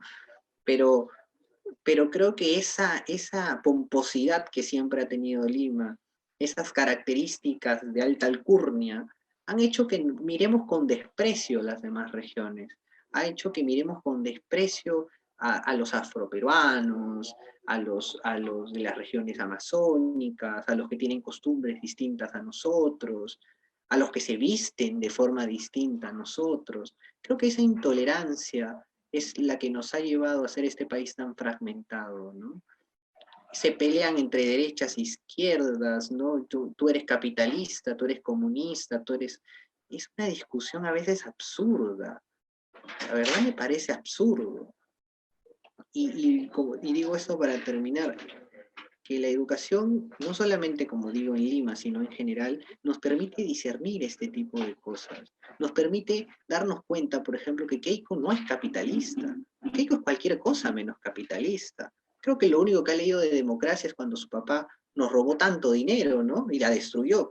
Probablemente eso fue lo único que leyó en su vida sobre democracia. Castillo no es comunista. Perdónenme, pero él no es comunista. Puede ser improvisado, puede ser un tipo que quiere, que a veces lidia lo ingenuo, ¿no? Y que está controlado por una masa de Perú Libre que sí tienen tendencias quizás comunistas, de que han leído un poco del tema. Pero no me parece que Castillo sea un hombre comunista, como Keiko tampoco, una capitalista, la verdad. Pero para no adentrarnos tanto a ese tema arduo, yo quiero sí mencionar que la educación en Lima, en los colegios, tanto de zonas como de San Juan de Miraflores, por ejemplo, o de zonas un poco, digamos, donde hay más recursos, como San Isidro, Miraflores, no son tan distintos. Uno puede hablar con un chico de San Isidro y puede darse cuenta que no tiene idea quién proclamó la independencia. Y uno puede hablar con un chico de San Juan de Miraflores que estudia en algún barrio popular y te lo sabe, ¿no? Y te conoce y te cuenta todavía. Yo me he cruzado mucho con eso. Entonces, creo que también parte por ahí, ¿no? Por querer hacer que los chicos, que las personas que ya llevan una educación ahora, puedan también adentrarse a un mundo creativo, ¿no? El arte salva vidas, el arte hace muchas cosas por nosotros. Eso es muy importante para mí, y que quede claro, ¿no? No solamente es esos conceptos que han mencionado los otros panelistas, sino también la importancia del arte. El arte en la educación, el arte en la educación en Lima y en el Perú, la innovación, y eso es lo más importante que rescato, ¿no? Y por eso la invitación, por eso la aceptación de este conversatorio, ¿no? Así que, pues, nada más que agregar. Y yo espero que ambos, desde nuestros trabajos, sigamos contribuyendo a la educación. Yo voy a seguir escribiendo, que es lo único que sé hacer bien. Así que, bueno, eso es todo, pues, Guadalupe. Muchas gracias, César. Muchas gracias a los tres panelistas. Damos por culminada esta ronda de preguntas con las aportaciones de cada uno. La verdad, me parece muy interesante que hayan visto los puntos quiebres o los vacíos que hay en nuestra ciudad con respecto a la educación, con respecto a la inclusión, la cultura, sobre la pobreza, sobre los grupos vulnerables como las niñas, también sobre la empatía y el respeto, también como lo comentaron aquí, y es muy rico esos aportes que cada uno ha hecho desde sus diferentes perspectivas y experiencias. Por eso ya para culminar este conversatorio virtual, voy a pedirles que den unas breves apreciaciones o reflexiones finales de no solamente de sus perspectivas, sino de lo que han escuchado aquí en esta mesa junto a los demás panelistas, ¿no? Empezamos con el regidor Manuel Siccha ya para cerrar, por favor.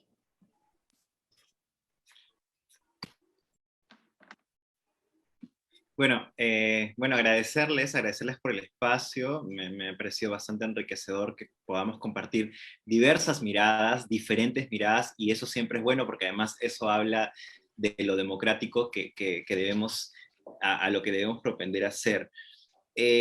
Sobre las conclusiones, bueno, retomar lo que ya había mencionado, me parece importante seguir abordando el tema de la interseccionalidad. Yo convocaría a que este espacio también lo pueda en algún momento desarrollar mucho más este tema. Es un tema crucial y además es un tema que está en boga, ¿no?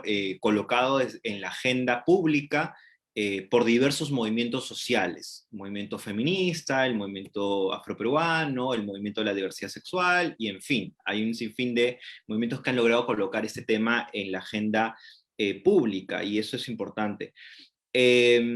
Otro de los temas, el tema de la herencia colonial que todavía seguimos arrastrando, y también que lo seguía colocando César en su última intervención, que me parece importante mirarlo, ¿no? ¿Qué es la ciudad de Lima, sino la ciudad de los reyes, ¿no? Y entonces hay todo un aparataje imaginario que todavía seguimos reforzándolo, ¿no? Desde esta colonialización a la que nos resistimos, ¿no? Y a nosotros nos pasa mucho. Yo les cuento, en el caso del Centro Histórico de Lima, por ejemplo, ¿no? Nosotros en el municipio de Lima tenemos competencias sobre el Centro Histórico de Lima, y entonces hay toda una idea que todavía se resiste a mirarnos desde otro enfoque, ¿no? O por lo menos a revalorar otras culturas que también existían a la par, ¿no?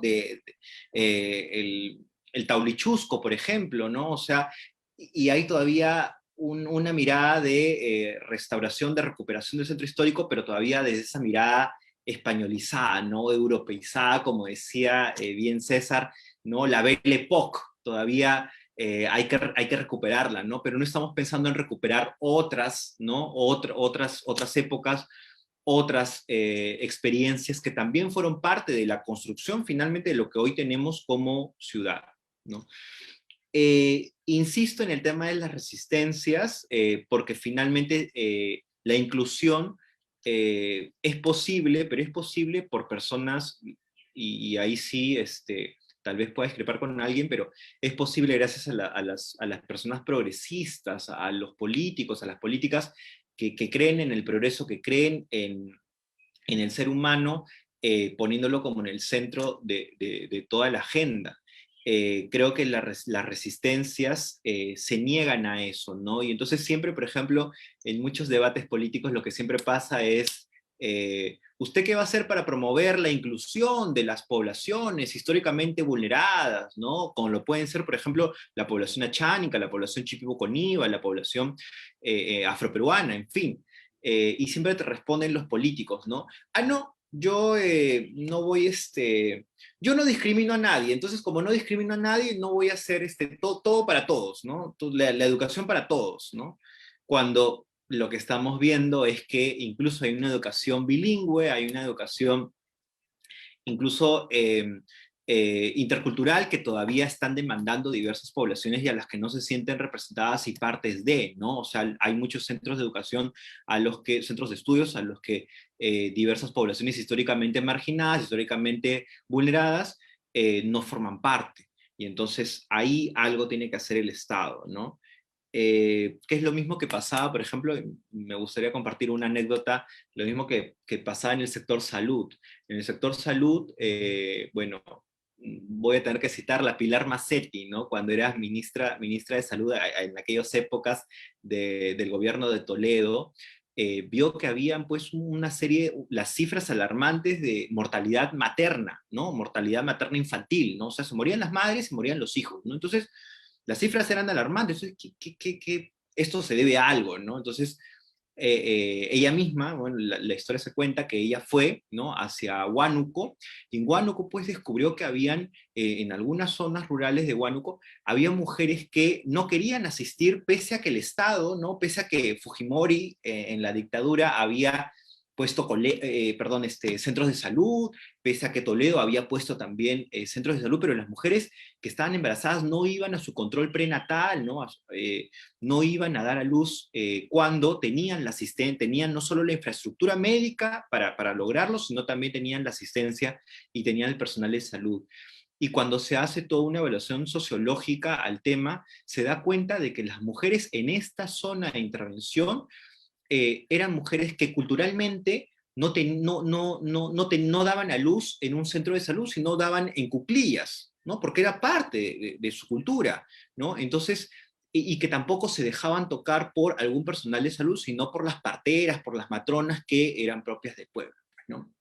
Entonces, eso llevó a que Pilar Massetti tuviera una decisión política a decir, mira, hemos seguido con esta mirada, ¿no?, limeña, centralista, ¿no? Porque hemos dicho, bueno, hay gente que necesita, hay una demanda de salud, ¿no? Hay una situación un asunto público, de salud pública, como lo es la mortalidad materno-infantil, y hemos puesto centros de salud, hemos puesto personal, hemos contratado personal, pero no estamos atendiendo la demanda, o sea, no está llegando a lo que debería llegar, que es finalmente a esa mujer, a esa madre, ¿no? Entonces se tuvo que hacer toda una reingeniería, ¿no? ¿Por qué? Porque habíamos, vuelvo a señalarlo, tomado esta mirada, pero esta mirada es propia pues de esas resistencias, ¿no?, que todavía sigue imperando.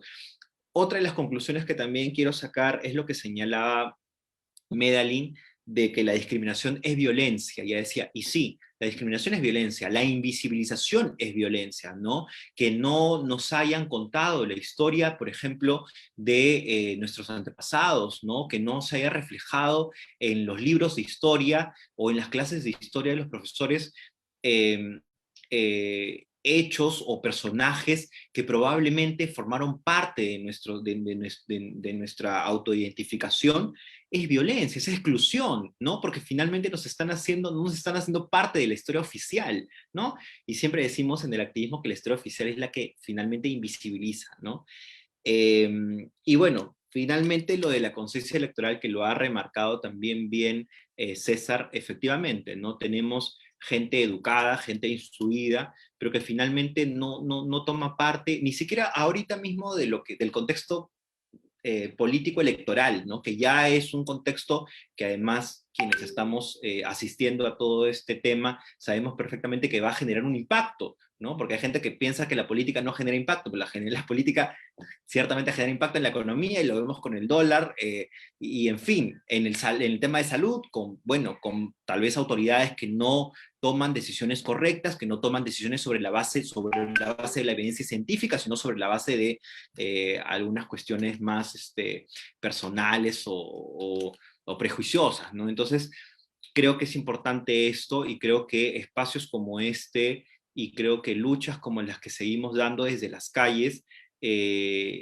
genera o promueve que haya una ciudadanía mucho más activa, ¿no? En noviembre del año pasado la tuvimos, ¿no? Tuvimos una experiencia, como lo relataba, la verdad, Medellín, de las juventudes que se colocaban y decían, Merino, no me representas, pero también entender que esos son solo episodios en la historia, ¿no? En la memoria histórica de los movimientos sociales son solo acciones colectivas que todavía tienen que lograr ser un movimiento, una permanencia, ¿no?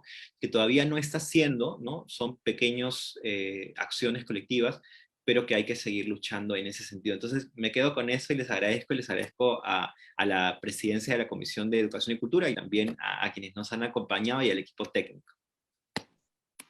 Muchas gracias, regidor metropolitano de Lima, Manuel Siccha, por sus aportes finales en este conversatorio virtual. Ahora vamos a dar paso a nuestra segunda panelista, Medalín Palma, por favor, a dar sus conclusiones finales. Gracias. No voy a agradecer el espacio porque es parte de crear estos espacios. Eso sí, aceptar que existan esos espacios en donde podamos incidir y hablar sobre la participación y la incidencia en esto. Uno de nuestros derechos constitucionales es, como ciudadanos, elegir a un representante, pero también tenemos derecho a ser elegidos. Entonces, como decía la autora que antes cité, Audre Lorde, no son nuestras diferencias lo que nos divide, sino es la incapacidad de reconocer que tenemos diferencias. Cuando nosotros pensamos que todo está bien, que no somos distintos, que no tenemos diversidad, valga la redundancia, en toda la palabra y la amplitud que ya hemos abordado nosotros aquí, ese es el problema también. Yo creo que es importante siempre voltear atrás y ver, como bien citaba el regidor, estos episodios que hemos tenido, que es parte de la historia de nuestro país. Y como bien nos ha tallado y nos ha hecho bien específico César, hablar sobre la historia. Él citó a Pancho Fierro, y Pancho Fierro para el pueblo afroperuano es uno de los mejores artistas plásticos que pudo haber tenido el Perú. Y nadie te enseña eso en el colegio. A mí no me lo enseñaron en el colegio. Yo lo aprendí porque es parte de mi identidad como afroperuana saber que Pancho Fierro, al igual que muchos héroes afroperuanos, andinos y amazónicos, aportaron a la construcción de nuestro país. Y como dice el lema, si la historia es solamente contada por la Caperucita Roja, el lobo siempre va a ser el mal. Si nosotros solamente escuchamos un lado de la historia y decimos, bueno, sí, así debe ser, los grandes héroes hicieron esto, de repente sí, de repente no, pero si no cuestionamos esa historia, no decimos, ¿y dónde están los que me representan a mí? ¿Y dónde están los que vienen de mi pueblo? Si no cuestionamos eso, pues no sabemos, y vamos, no engañados, pero sí vamos bajo una manta, ¿no? Uy, a mí no me pasa nada, todo está bien, y juzgar y también criticar, y ver a los representantes políticos que tenemos y que en algún momento también podemos ser y quisiéramos ser nosotros. Entonces no está mal a veces hablar de política, no nos da miedo hablar de política, no tengan miedo cuando los jóvenes aborden temas de políticas, no digan, ay, no, ellos no, porque no criminalicen la protesta, que es un derecho constitucional. El artículo 1122 nos habla de eso, que tenemos derecho a las protestas, etcétera, de manera pacífica y sin el uso de armas. Entonces, cuando las personas que están fuera de este círculo, cuando las personas adultas muchas veces están fuera dicen, ay, pero es que ellos siempre salen, ay, pero es que ellos son así, y siempre criminalizamos y echamos y ya vemos todo el desorden que tuvimos. Yo no solamente quiero hablar de lo que pasó el año pasado con los jóvenes, sino también es importante recordar a los agricultores del norte y del sur del país que salieron a marchar a las calles por una reforma que ellos pensaron injusta y que es injusta hasta que se demuestre lo contrario, como decimos nosotros. ¿Por qué? Porque también la agricultura es un fenómeno, es el motor de nuestro país, es parte de las inversiones de nuestro país. Y si nosotros a esas personas, que son, como bien nosotros decimos, los trabajadores, etcétera, le damos lo menos o los esquivamos o los dejamos de lado, ¿qué puede ser? Yo nací en Chincha y Chincha es la provincia por excelencia agroexportadora del país. Parte de la región Ica es la región agroexportadora del país. Y es importante, y para mí fue muy doloroso cuando las personas salieron a las calles y las personas desde sus casas sentados decían, ay, pero es que siempre hacen eso. Ay, pero ¿qué importa? A mí me dolió.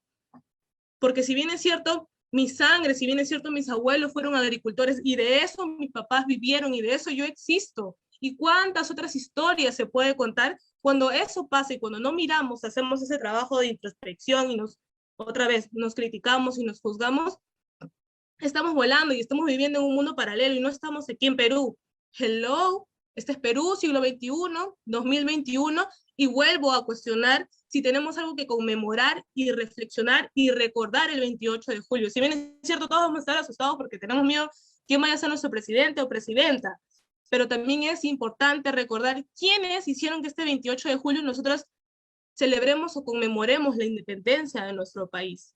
Siempre es bueno reflexionar eso, y cuando tú pienses en que vas a celebrar un día más de independencia, etcétera, recuerda que aún hay niños y niñas trabajando sin casa, buscando qué comer, niños y niñas en las estaciones de verano, subiéndose a los buses y pidiendo porque tienen que comprar sus útiles, etcétera, que hay madres solteras, que hay padres solteros también. Entonces, eso, cuando empezamos a mirar todo eso, eso es mirar desde un enfoque diverso, desde un enfoque intercultural. Eso es hablar de inclusión también.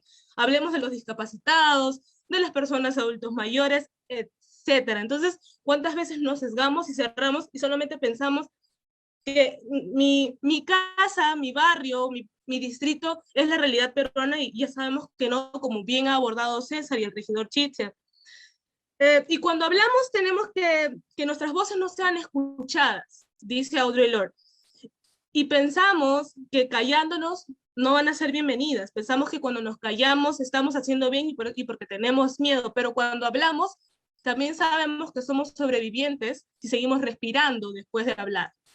Entonces, que no tengamos miedo, que existan más espacios como este, como la comisión ha tenido a bien generarlo, como la comisión ha tenido a bien pensar que es importante que los jóvenes y que en algún momento los niños y niñas adolescentes hablen también, las personas con discapacidad también, etcétera.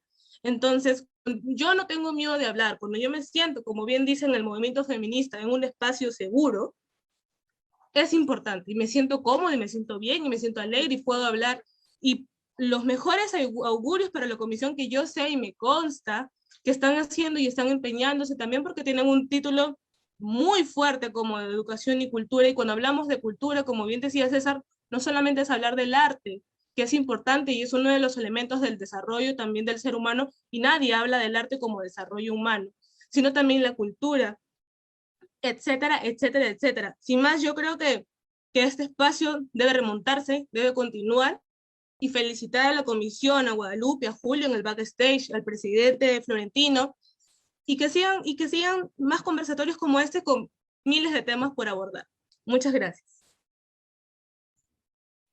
Muchas gracias, Madeline Palma, ella joven afroperuana, estudiante de Derecho y Ciencias Políticas, por sus apreciaciones en este conversatorio virtual. Ahora vamos a dar pase a César Yataco para sus apreciaciones finales y conclusiones respecto a este conversatorio. Gracias, Guadalupe, gracias. Bueno, Medaline, yo también tengo descendencia afroperuana, ¿eh? En serio, y Ataco es un apellido chinchano, así que... Yo sabía. Claro, así que ya, de todas maneras, hay familiaridad ahí. Yo conocí a Pancho Fierro también por ahí, por la historia que nos contaban de él y de las acuarelas que nosotros revisábamos y veíamos y apreciábamos mucho y me gustaba. Es más, yo pensé escribir una novela en algún momento, si Dios me da la oportunidad, dedicada a Pancho Fierro. A mí hubo una anécdota que me gustó mucho sobre él cuando le dan la manumisión, es manumitido de recién nacido, y había sido como que una anécdota muy interesante porque no era la costumbre, ni siquiera que le den el apellido, porque recibió el apellido paterno, y siempre me pareció muy curioso la historia de él, y yo quería escribir una novela histórica que ocurra, que obviamente se desarrolle en los últimos tiempos del virreinato, ¿no? Y que cuente la historia de Pancho Fierro. Es algo que voy a cumplir en algún momento. Creo que se debe una investigación muy, muy ardua, porque en la literatura nosotros nos debemos mucho a representar la realidad, a querer representar la realidad. Yo crecí leyendo a Vargas Llosa, yo me formé como escritor leyendo a Vargas Llosa, independientemente de las posturas políticas que él pueda tener, yo crecí leyendo a Vargas Llosa, y Vargas Llosa me llevó a mundos distintos.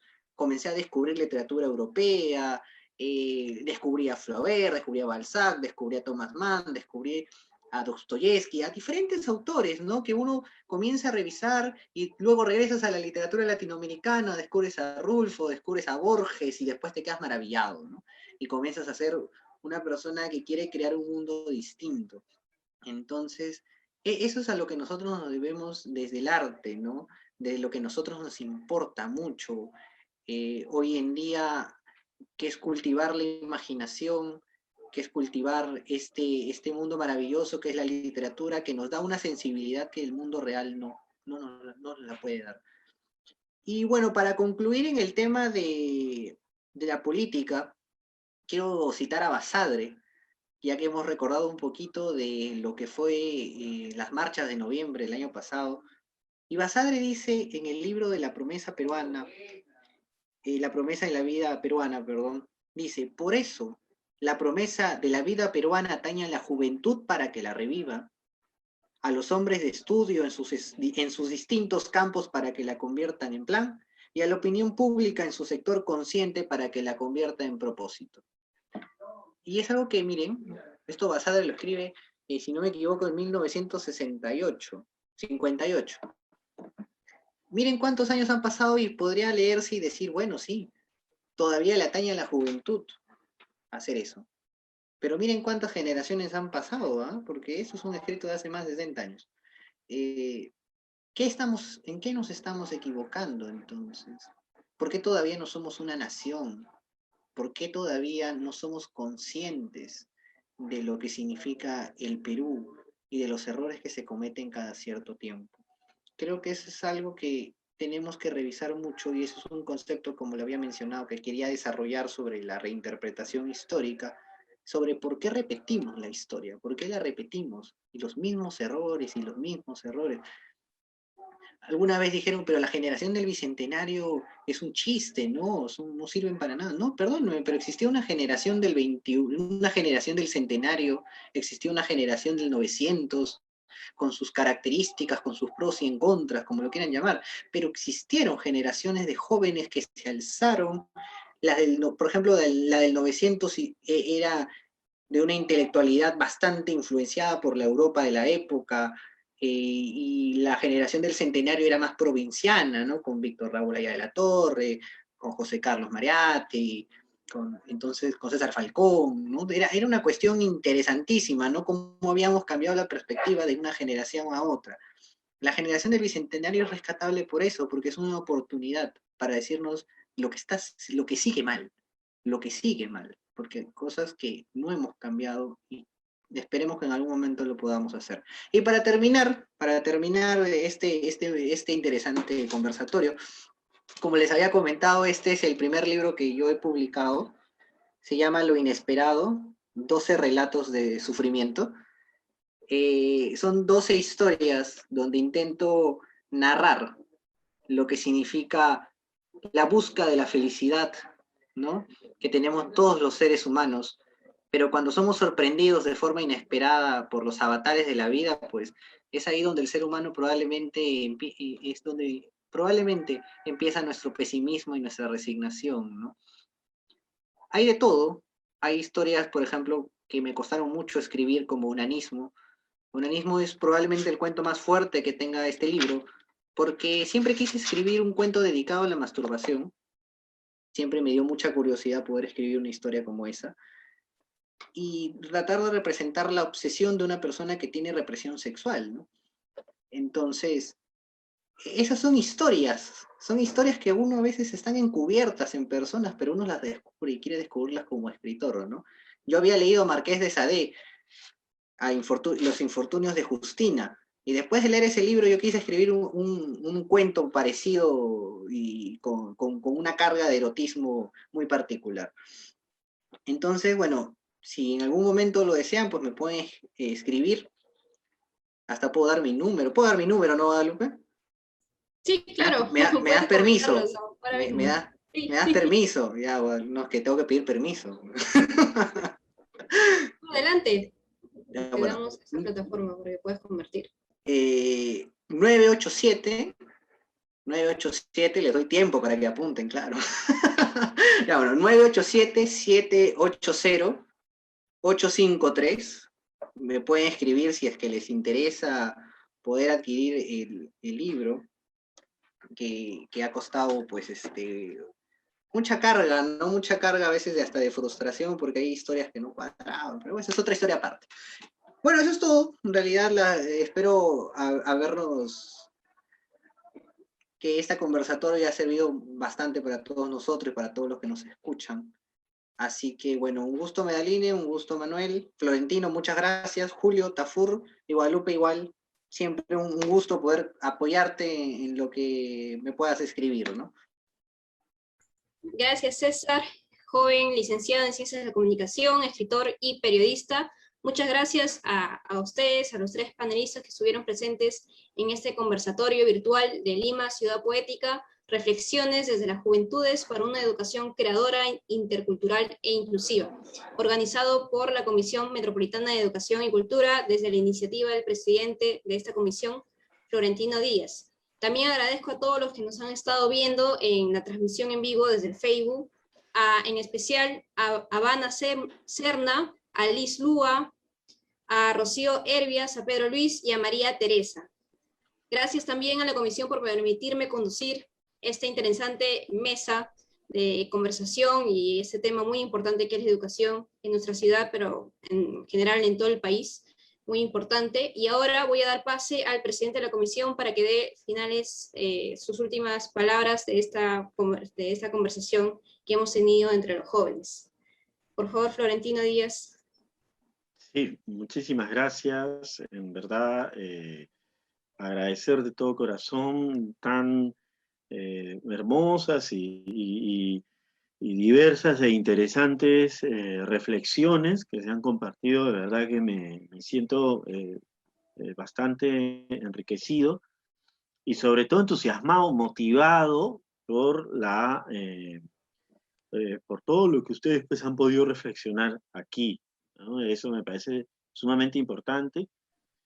Creo que ya el diálogo en estos momentos es importantísimo, ¿no? Siempre lo ha sido, pero hay etapas en el devenir histórico humano que efectivamente se hace de fundamental urgencia poder plantear estos diálogos, estas conversaciones, y me gustaría compartir, ya que se ha mencionado aquí, ¿no? Agradecer antes que nada la participación de Medaline Palma Villa, perdón, la participación de el regidor Manuel Siccha, tan entrañable también su participación, así como de Medaline Palma, y agradecer, bueno, también las reflexiones del joven escritor César Yataco Guevara, ¿no? Yo me he sentido muy enriquecido, muy entusiasmado.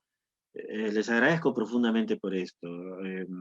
Creo que este video que se va luego a editar y se va a compartir también para sus posteriores reflexiones y comentarios, ¿no? Me quedo con esta frase, ¿no? de Martin Luther King, cuando decía, yo tengo un sueño, ¿no? Tengo un sueño, y creo que ese es el sueño que todos tenemos. Tenemos el sueño de que algún día todas las diversidades sean plenamente abrazadas. Tenemos el sueño de que algún día todas las inteligencias brillen en su esplendor poético, creativo, en su esplendor visionario, armonioso y de amor. Tenemos ese sueño de que en las ciudades podamos realmente pues habitarlas, no solo en cuerpo, en trabajo y en nuestros determinados caminos, sino también en su fantasía, en su imaginación y en su compartir totalmente pleno, ¿no? Yo creo que es muy, me embarga mucho la gratitud por todo lo compartido y les agradezco muchísimo. Verdaderamente, muchísimas gracias. Gracias, regidor Florentino Díaz, gracias a todos los panelistas y ahora damos por concluido el evento virtual.